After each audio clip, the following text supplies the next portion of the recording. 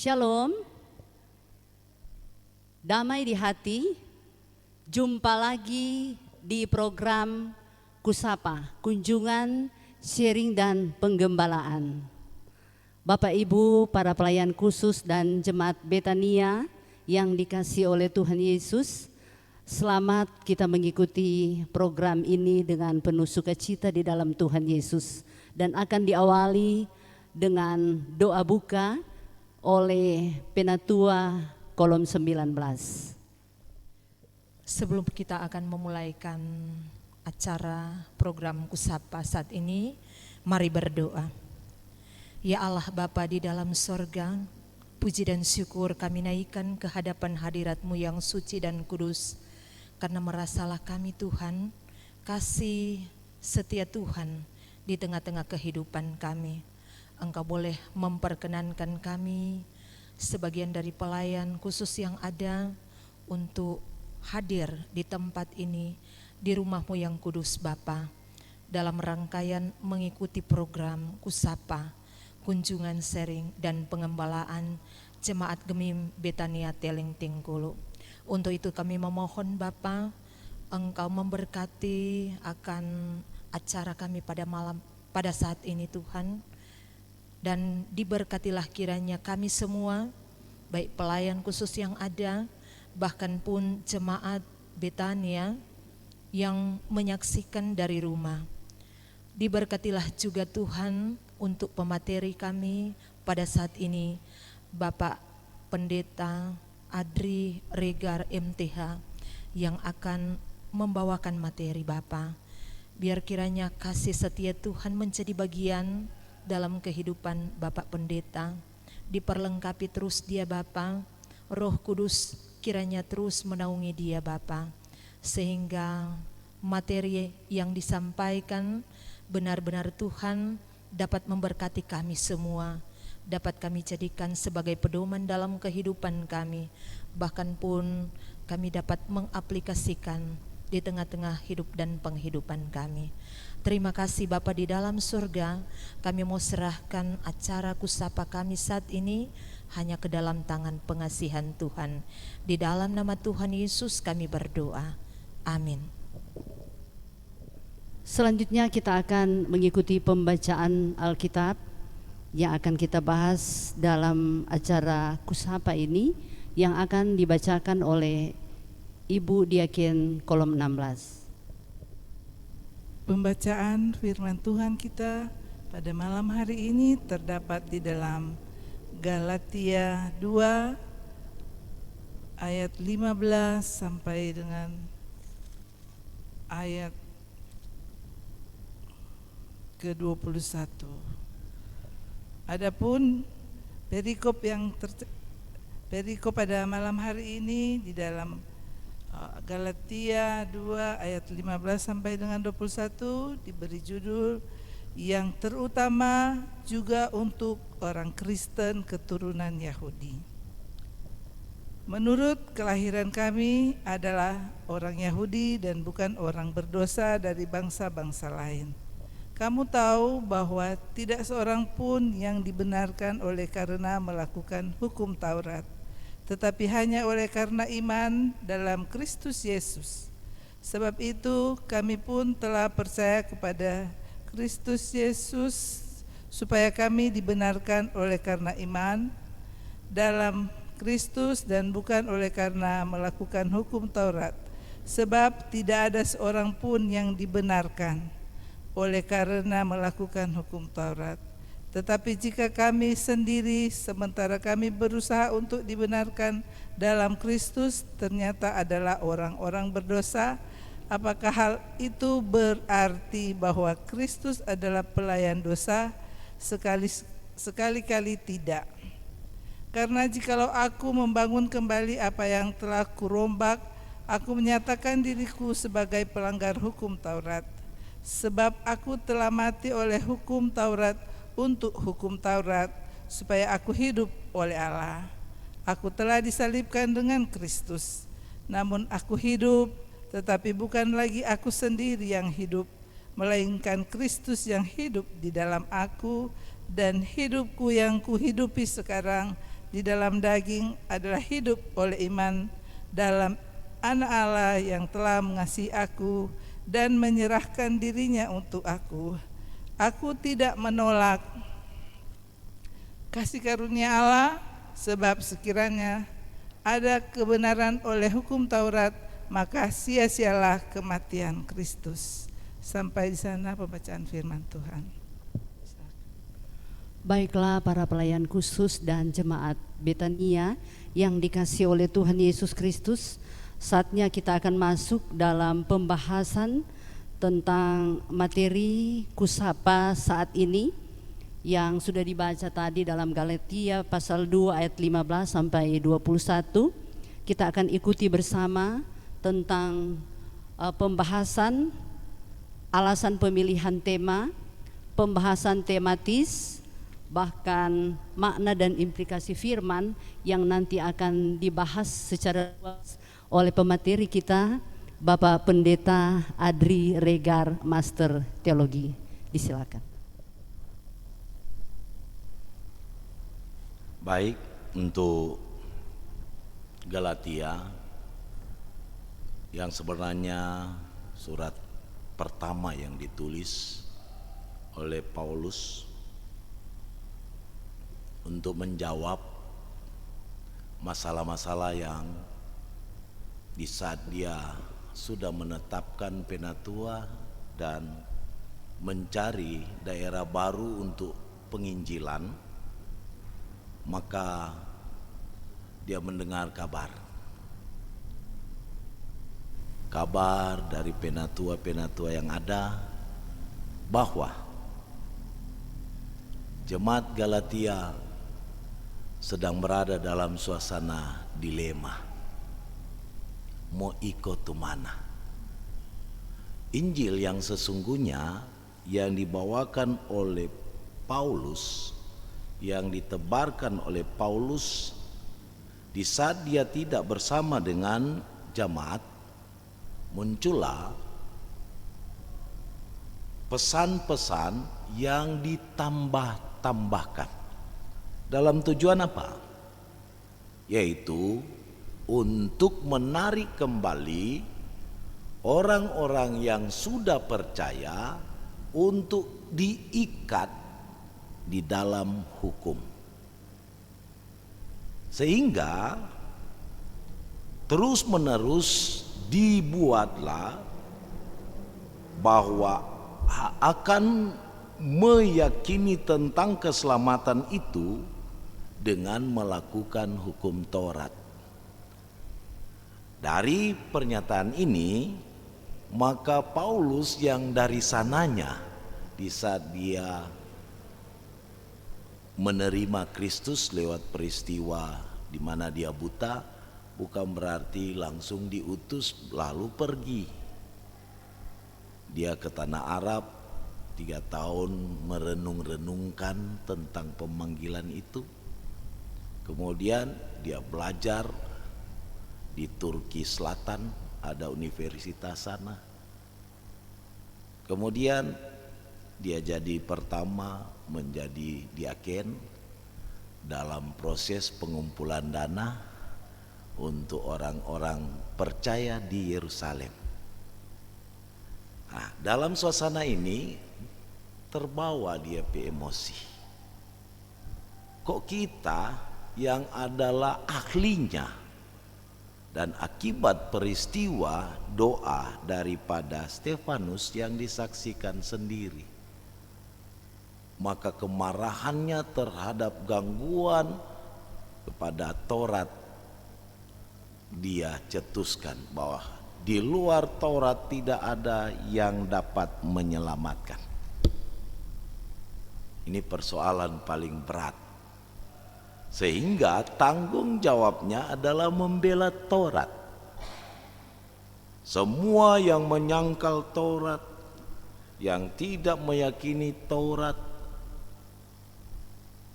diperhadapkan dalam tugasnya untuk dibinasakan. Itulah Paulus yang dulunya Saulus, Dan Tuhan menangkap sebagai pertanggungjawaban. Dia bilang bahwa DP Rasul bukan orang dabe kasih, tetapi diberikan langsung oleh Tuhan. Nah, saudara-saudaraku yang kekasih di dalam Tuhan, dalam rangka juga kita ada pada suasana hari reformasi atau bulan reformasi. Kita diperhadapkan dalam bagaimana orang melihat yang namanya kitab atau surat Galatia.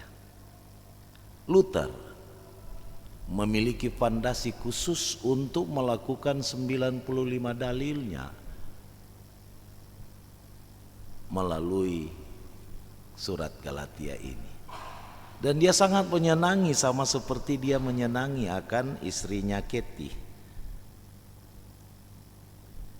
Bahkan ada yang menyatakan bahwa kitab ini seperti kerikil dari sungai yang menembak jiwa kehidupan Goliat. Jadi kerikil, dia langsung masuk ke jidat. Bahkan John Bunyan pun mengatakan bahwa dia menyukai tafsiran Luther lewat Galatia yang ada, terutama untuk nurani yang terbuka, yang memiliki dampak besar baginya. Begitu juga John Wesley, hatinya menghangat di saat di tahun 1948 ketika seorang membacakan surat Galatia. Galatia berdampak besar pada sejarah kekristenan.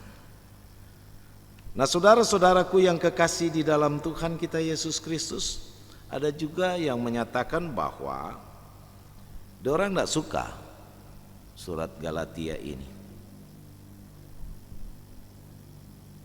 Kenapa? Mengistilahkan surat penyaliban hutang berduri. Kedua, meledak-ledak.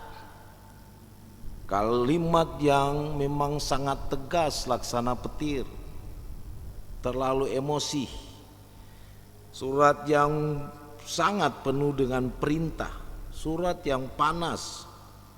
Kenapa Paulus mencurahkan perasaannya, apalagi dituduh bahwa DP Rasul tidak betul.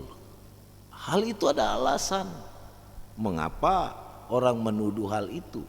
Di satu sisi Paulus menolak yang namanya sunat, tetapi Timotius disunat oleh Paulus. Jadi dari kaum sunat melihat itu, kenapa ngana begini, sedangkan ngana bikin begini. Ini persoalan yang sangat rumit. Apa maksud daripada Paulus untuk menyunat Timotius yang disebutnya sebagai anak yang kukasihi? Di satu sisi dia juga bagian dari Yahudi. Dan untuk masuk ke sinagoga kalau tidak bersunat tak dapat masuk di dalamnya. Jadi itu strategi penyebaran Injil. Dan itu terjadi di saat dia kembali ke Yerusalem, mau kasih clear tuh masalah tentang tugas. Kefas dia harus ke orang Yahudi, Paulus dia harus ke non-Yahudi. Dibawalah orang yang bukan non-Yahudi masuk ke Bait Allah di Yerusalem. Itulah penyebab mengapa dia harus dihukum atau diproses pengadilan kan sampai ke Roma. Gara-gara tuh tuduhan bahwa orang yang bukan non-Yahudi jangan masuk ke rumah khusus atau rumah Allah. Nah, sekarang pertanggungjawabannya sehingga dia dengan jujur bicara kepada Kefas, yaitu Petrus, jangan munafik. Itu pasal sebelumnya, jangan munafik. Karena nasolia orang lain datang, ngana sama-sama dengan yang bukan Yahudi, habis itu menghindar. Itu alasan yang berikut tentang yang melatar belakangi akan surat Galatia ini.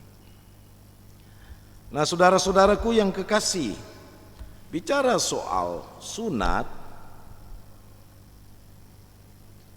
yang mau ditampilkan di sini dalam bahasa hukum Taurat, maka kita akan melihat bahwa seakan-akan surat ini adalah surat yang penuh dengan atau terlalu intelektual, penuh dengan segala model argumentasi, latar belakang kerabian dan pelatihan atau autobiografi ditampilkan oleh Paulus untuk meyakinkan apa yang dia beritakan. Kemudian argumentasinya sangat sulit untuk dimengerti dan membutuhkan intelektual ya dalam rangka mempelajarinya dan terus mempelajari agar memahami apa yang dia tuliskan. Cuma baca sepintas lalu, kapan mau mengerti?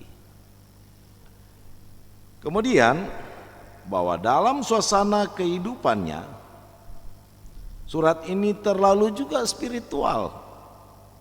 Ia mengupas seluruh lapisan spiritual. Surat ini juga dapat melukai harga diri kita. Mengapa melukai harga diri kita?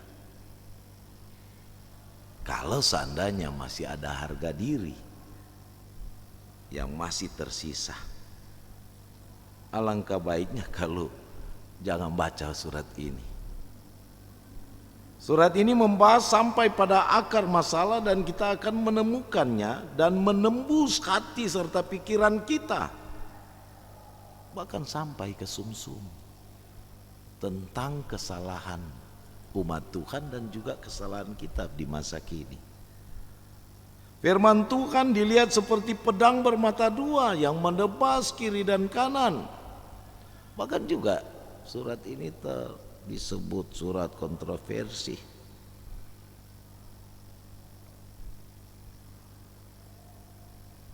Dan terlalu argumentatif.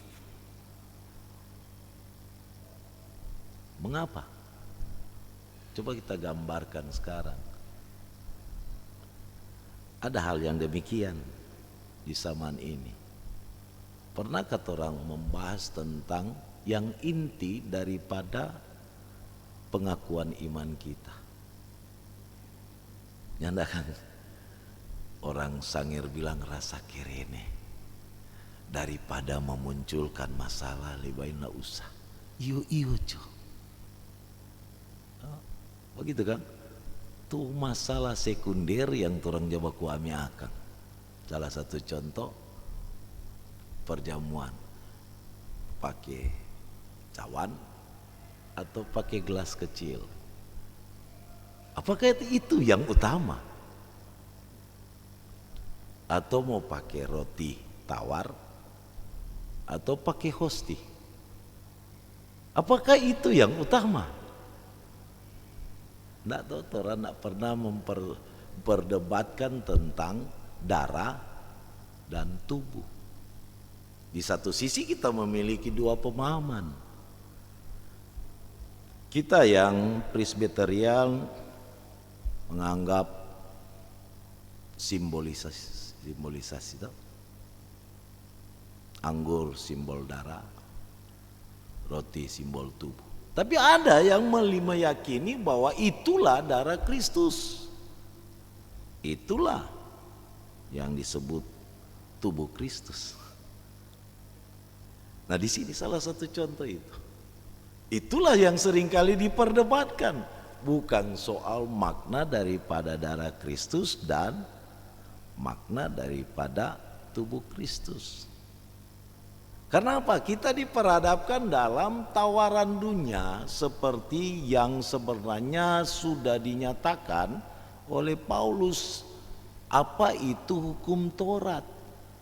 Dalam ketaatannya dan kesetiaannya pada hukum Taurat, maka dia mengenal dosa. Dan karena hukum itulah, maka dia berdosa. karena dia tidak mampu untuk melaksanakan itu. Ingat kata Yesus, satu iota pun dari hukum itu tidak mau dihilangkan kan? Apa mampu hukum ke-10 dapat dilaksanakan?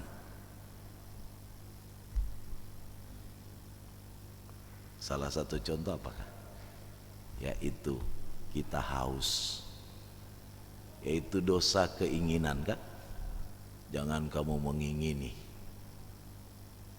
Haus. Apa yang tak perlu? Air es. Jadi tak tambah. Padahal haus langsung saja dengan air. Dan dalam suasana yang demikian, maka mau dikatakan soal hukum Taurat itu adalah soal yang nantinya diberikan kepada umat yang ada di Galatia di saat Paulus tidak ada. Dan itu ditambahkan dengan mengatakan sebenarnya bukan soal hukum Taurat atau sunatnya, tapi lebih tegas kepada kalau mau selamat harus sunat, harus sabat, harus semua yang ada di hukum Taurat. Bahkan kalau mau jujur bukan hanya itu, ada 613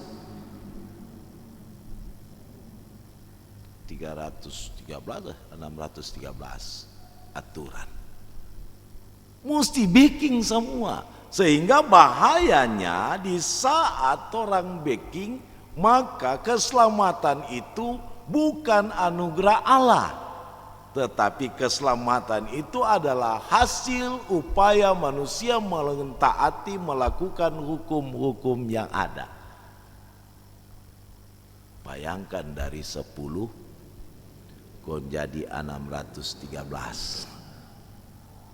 Kalau mau diistilahkan, seandainya satu perahu tak tambah aturan ke situ, pasti tenggelam tuh perahu, tidak akan bertahan. Dan disinilah kita diperhadapkan pada suasana bagaimana itu dengan sunat, dengan sabat, dengan segala model. Paulus mau mengangkat kembali bahwa dikala kita melihat melalui pasalnya tentang dibenarkan oleh iman pasal 3, dia mau memberikan penegasan kepada umat yang dulunya sudah menikmati yang namanya kebebasan untuk tidak melakukan dosa, kini terikat kembali dengan hukum yang menyatakan dosa. Hukum yang memberitahukan tentang kesalahan. Saya sering mengistilahkan ini di saat saya mengendarai mobil. Setiap ada tanda larangan saya ikuti. Tetapi pada satu sisi, karena jarak yang begitu dekat dengan lampu merah, antara merah dan kuning ditilang. Saya katakan, semua tanda lalu lintas saya sudah buat, sudah laksanakan. Minta maaf untuk ini. Namanya kesalahan, pelanggaran, pasti ada hukuman. Terpaksa dapat nota kecil sebagai hukuman. Nah sekarang soal hukum ini, silakan orang ikuti semua. Martus Panggal yang Yesus bilang satu iota saja kita tidak ikuti, pasti orang sebagai pelanggar hukum. Karena hukum Taurat itu bagaikan kalung dengan ada manik-maniknya atau intan permata. Di saat dia putus, maka rusaklah itu, tercecer semua. Nah disinilah maksud daripada pembacaan kita, bahwa di tengah-tengah orang yang sudah percaya, di saat dia berada pada situasi dipaksakan dengan alasan keselamatan dengan melakukan hukum Taurat, diperhadapkan pada kenyataan bahwa keselamatan karena terus percaya, Jadi kata terus percaya kepada Yesus sebagai Tuhan dan Juru Selamat akan membuahkan suatu penyertaan dan bimbingan lewat roh dan menciptakan atau menghasilkan yang namanya buah roh. Itu dalam pasal 5 kan? Cara soal buah-buah roh. Jadi keselamatan di dalam Yesus adalah anugerah. Karena dia adalah anugerah atau pemberian dari Allah di dalam Yesus yang rela mati menggantikan kita, sehingga kita boleh memiliki yang namanya anugerah itu. Nah, tanda awas di sini, kalau anugerah dan hukum baku dapa, apakah boleh jadi? Tidak akan bisa. Tidak akan bisa. Karena dia adalah anugerah yang dinyatakan ke dalam kehidupan umat yang terus percaya. Jadi pakai istilah kontinuitas.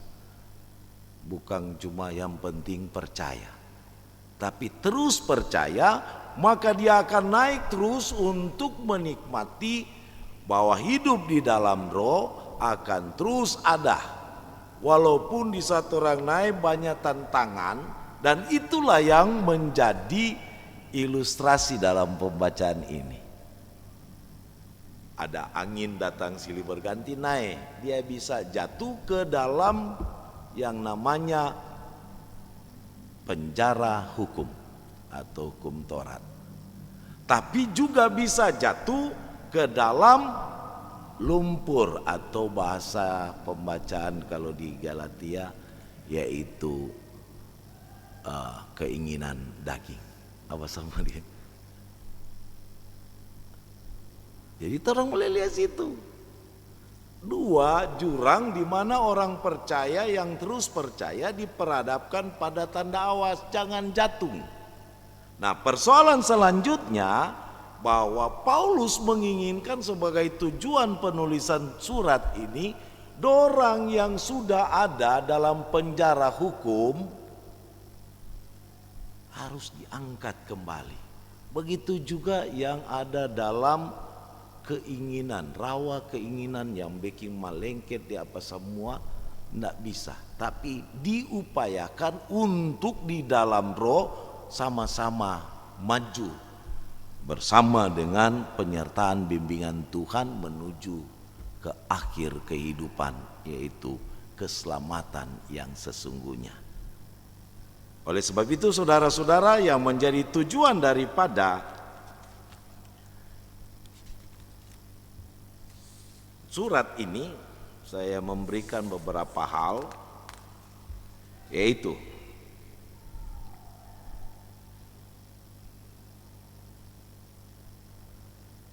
bahwa surat ini mau menolong jemaat untuk kembali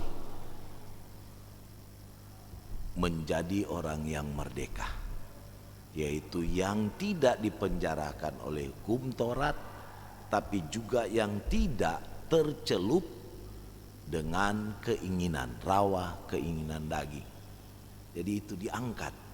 Maka dikala kita melihat ada 9 bahasa roh, orang bagi 3. Saya seringkali kalau mau diistilahkan itu kalau pelayanan di rumah sakit. Karena kita mengasihi orang anggota jemaat tom pigi. Pigi dia apa? Sungut-sungut. Tuh ndak ada oto. Ndak ada grab, ujang, panas. Kasih, sukacita, itu tak sama. Pergi dengan sukacita. Baru orang sabar dengan semua. Terus itu bagi 3 untuk penerapan itu. Dia mesti sadar diri, rendah hati. Kalau memang seorang habis DP waktu babesuk, yang bapak itu perawat atau penjaga, maka tuh so habis. Daripada orang berkunjung kung sota lama, akhirnya bukan dapat berkat, dapat kutuk. Nah, sekarang muncul pertanyaan. Siapa yang suka dengan lagu hidup ini adalah kesempatan? DP kalimat awal. Walaupun di satu sisi saya membacanya dalam latar belakang bahwa itu adalah seorang pendeta yang menuangkan dalam pengalaman, sesuai pengalaman hidupnya, Allah menolong dia untuk menyembuhkan anaknya yang dah cilaka.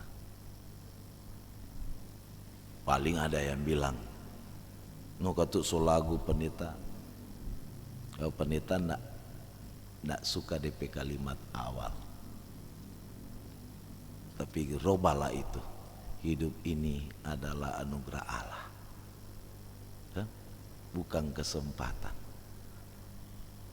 Nah, kalau itu orang hubungkan dengan pembacaan kita pada saat ini, bahwa dikala kita mau diangkat kembali ataupun kita mau mengangkat kembali, maka harus bersama-sama karena kita punya roh. Dorang so hilang. So hilang karena diikat oleh roh hukum itu, diikat oleh keinginan. Maka disitulah sama-sama angkat sertai tuntun. Jangan kasih biar, menurut Paulus jangan kasih biar. Karena untuk menjadi orang yang merdeka sebagai orang yang percaya, tidak perlu ada ikatan hukum. Kedua, kasih hilang tuh keinginan yang disebut keinginan menurut cara pikir orang Yunani, yaitu daging atau yang sering orang bilang duniawi. Nah, sekarang di saat dia menyatakan dalam pasal 2 apa yang mau dibuat, yang terutama juga untuk orang Kristen keturunan Yahudi, angkat mereka, bebaskan mereka, karena disitulah letak kebebasan dan kemerdekaan Kristus atau kebebasan dan kemerdekaan Kristen, yaitu bebas untuk tidak melakukan dosa, bebas untuk berkarya di dalam roh yang membebaskan, dan bebas di tengah-tengah tahu mana yang mendatangkan penjara dan mana yang mendatangkan keinginan sesaat. Karena akhirnya Torah akan bersama dengan kemuliaan melalui Bapa di sorga. Tuhan memberkati kita. Amin.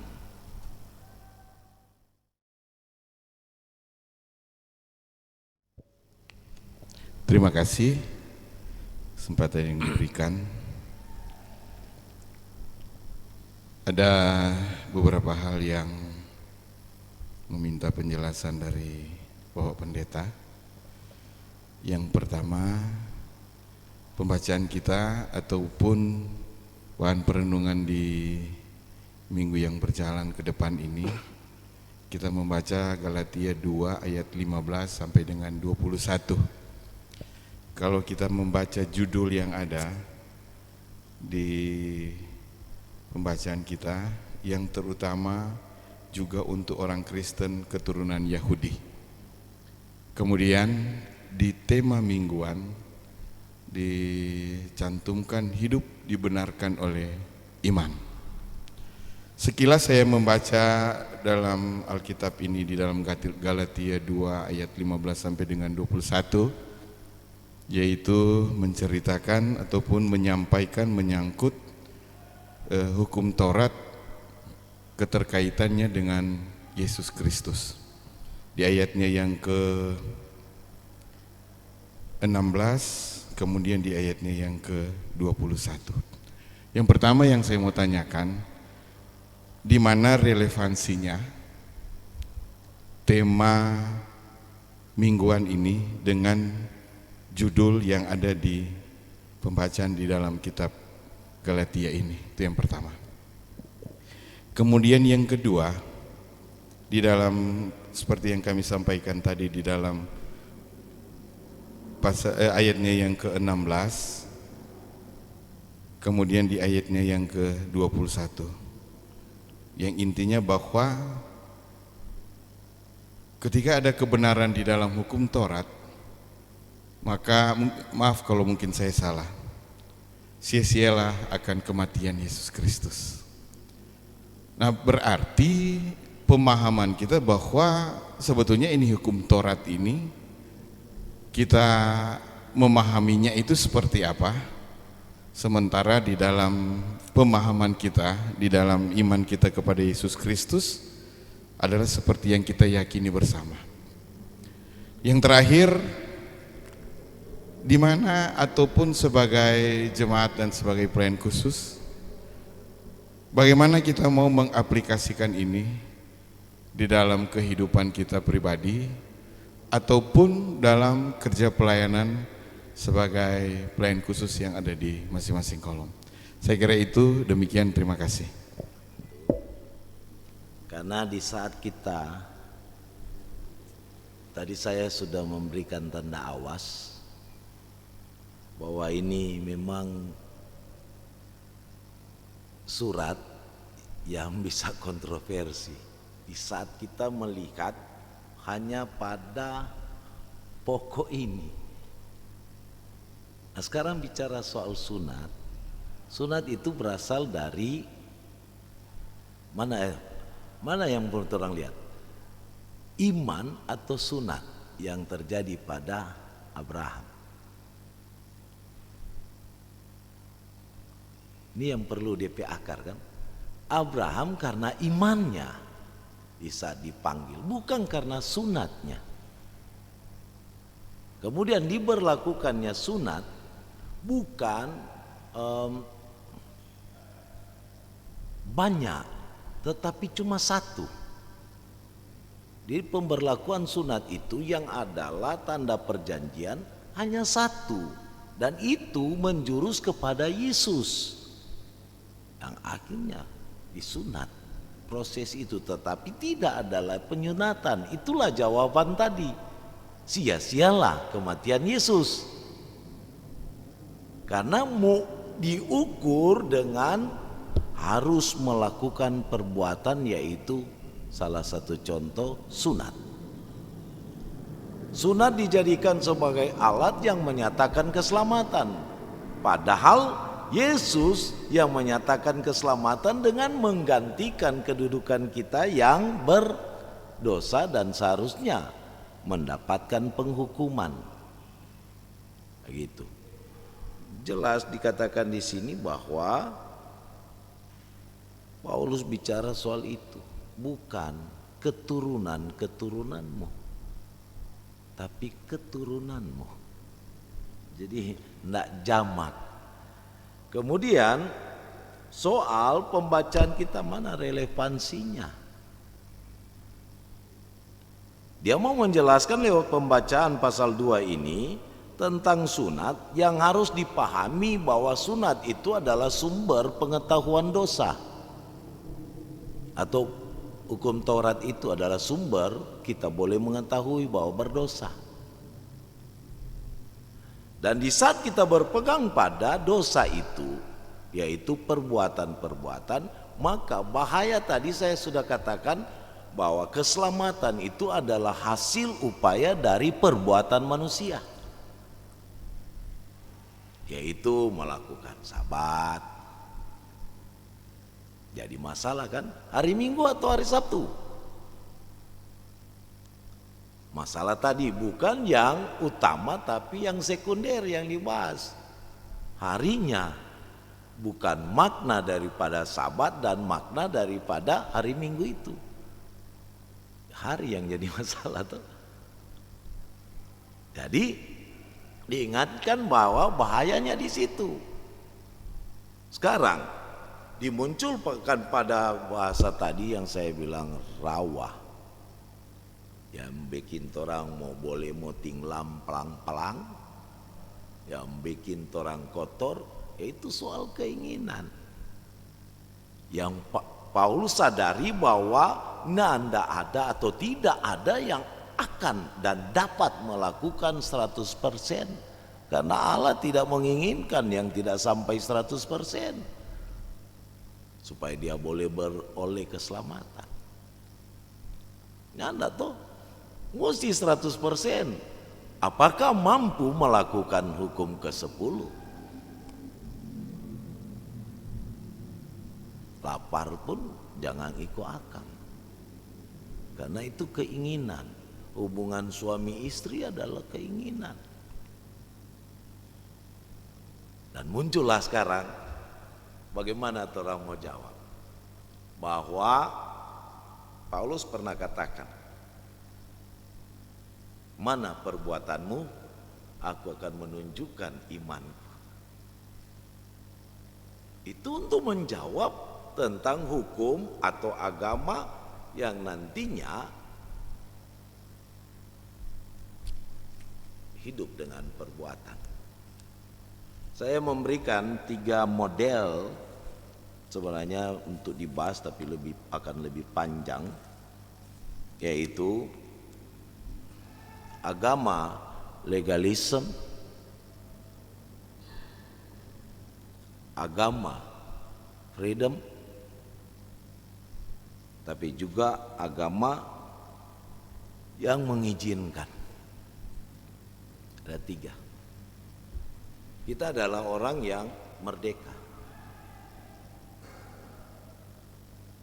dan orang yang punya legalitas, yaitu hukum, dan yang diizinkan, yaitu keinginan yang diizinkan, hukum, dan kita adalah orang yang dimerdekakan. Kalau kita orang yang dimerdekakan ikuti hukum, maka orang terikat dengan hukum. Maka kebebasan untuk tidak melakukan dosa tidak bisa berlaku, karena terikat dengan aturan-aturan yang ada. Kemudian sebagai orang yang sudah menikmati pembebasan dari Allah lewat Yesus Kristus, maka kita punya keyakinan orang menikmati anugerah itu, atau bahasa hari-hari pemberian dengan cuma-cuma. Karena orang tidak mampu melihat tadi, melakukan legalisme itu. Nah sekarang yang sota colo di PC, di rawa, somo tinglam, yaitu karena diizinkan. Ya, baking juga karena suka. Silakan buat karena nganapi keinginan. 2 hal ini adalah tantangan atau musuh daripada orang. Hukum yang bikin orang tak ika dipenjarakan, dan keinginan. Orang diberikan, nggak ada yang mau mampu, tetapi karena pembebasan Kristus dengan dianugerahkan Roh Kudus, maka orang naik terus. Walaupun orang akan diperhadapkan dengan tantangan, menanjak angin datang silih berganti menimpa tubuh kita. Maka kalau cuma sendiri, orang bisa tersesat atau jatuh kembali ke keinginan, atau jatuh kembali dikurung dengan hukum. Nah, itu sebenarnya yang mau dinyatakan di sini lewat cerita tentang yang terutama juga untuk orang Kristen keturunan Yahudi. Lepas tampil sebagai orang merdeka, jangan lagi terikat dengan hukum-hukum itu, karena orang punya kebebasan di dalam Kristus untuk tidak melakukan dosa. Dari itu ada lagu dah bilang, adapun hidupku ini bukannya aku lagi, di pasal ini. Itu tuh kan ayat yang ke-20. bukannya aku lagi, melainkan Kristus hidup di dalam aku. Jadi bawa terus itu supaya orang tidak jatuh kaki ke penjara hukum, tidak jatuh pada keinginan, rawa keinginan. Dan boleh sampai situ atau ada yang lain lagi? Silakan. Oh, ada satu soal anugerah, Kang, sesuai judul Kang, bahwa judulnya ada di sebelah pasal 3, dibenarkan oleh karena iman. Setelah tidak terikat dengan hukum, tidak terikat dengan keinginan, maka menikmati hidup adalah anugerah. Bukan torang pe usaha, karena Roh Kudus itu diam dalam kita. Karena apa? Jangan cuma sampai percaya, tapi terus menerus percaya kepada Yesus yang berjanji, yang sudah melakukannya untuk kita. Terima kasih. Mari kita satu dalam doa. Mengucap syukur dan berterima kasih kepadamu ya Tuhan, karena Engkau senantiasa bersama-sama dengan kami, pelayan khusus Jemaat Gemim Betania Talinting Kulu, bersama juga dengan hamba-Mu di malam hari ini yang telah membawakan materi, Bapak Pendeta Adri Regar, Master Teologia. Kami dikumpulkan di malam hari ini untuk senantiasa mendapatkan lagi suatu pengembalaan, dan biarlah melalui materi yang telah kami dengarkan, pelajari bersama, ini akan menjadi pedoman bagi kami untuk memberitakan firman Tuhan di hari Minggu selanjutnya. Ini akan kami lakukan dalam kehidupan kami, terlebih dalam pelayanan kami di Jemaat Gemim Betania Talinting Kulu, dan juga di kolom-kolom kami di Jemaat Gemim Betania Talinting Kulu ini. Biarlah ini akan menjadi pedoman bagi kami, untuk kami terangkan dalam berita firman Tuhan, akan kami terapkan dalam kehidupan kami juga bersama di mana juga kami pergi dan berada di jemaat kami masing-masing. Di malam hari ini, hamba-Mu pembawa materi, Bapak Pendeta Adri Regar, Master Teologia, biarlah Engkau terus akan memakai dia lebih heran lagi, agar supaya dalam pelayanan firman Tuhan, pemberitaan dan maksud daripada firman-Mu ini itu akan kami lakukan dalam kehidupan kami. Berkati dia bersama dengan keluarga Regar Mamoto. Engkau akan memakai dimanapun dia pergi dan berada. Terima kasih ya Tuhan, kegiatan di malam hari ini hanya kami kuserahkan dalam tangan-Mu kasih. Kami juga akan menutup kegiatan ini.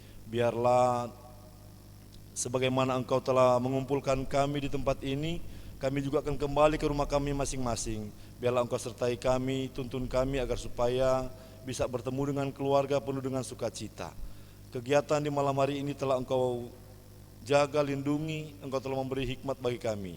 Biarlah ini yang akan kami lakukan. Terima kasih ya Tuhan, kegiatan di malam hari ini biarlah boleh jadi seterusnya dalam kehidupan kami, dalam keluarga, dan tugas pekerjaan kami dan usaha kami.